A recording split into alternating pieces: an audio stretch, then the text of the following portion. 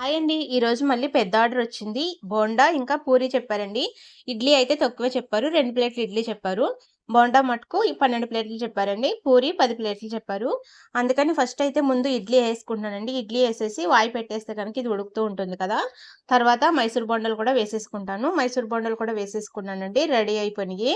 ఇవి కూడా తీసేసుకుంటున్నాను. ఇవి తీసేసి ఇచ్చేస్తే పార్సెల్ కట్టేస్తారండి. ఈ లోపల పూరి చేసుకుంటాను.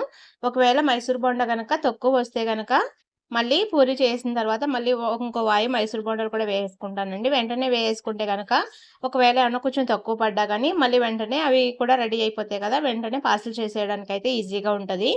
అందుకనేసి ముందైతే ఫస్ట్ ఒక వాయి అయితే ఏసేసి ఇచ్చేస్తున్నానండి. పార్సెల్ చేసుకుంటారు. కొన్ని చట్నీలు అవన్నీ కూడా రెడీ చేసి పెట్టేసుకున్నారండి. ఆల్రెడీ చట్నీలు అవన్నీ కూడా కట్టేసి ఉంచుకున్నారు. తర్వాత ఈ మైసూర్ బోండాలు కూడా పార్సెల్ చేసేస్తారండి. వేడిగా ఉన్నప్పుడు చేయడం కొంచెం కష్టంగా ఉంటది మైసూర్ బోండా. ఎందుకంటే బాగా వేడిగా ఉంటదండి. కాలుతాయి బాగాని. తర్వాత ఇడ్లీ కూడా రెడీ అయిపోయిందండి. ఇడ్లీ కూడా బాక్స్‌లోకి తీసేసుకుంటున్నాను.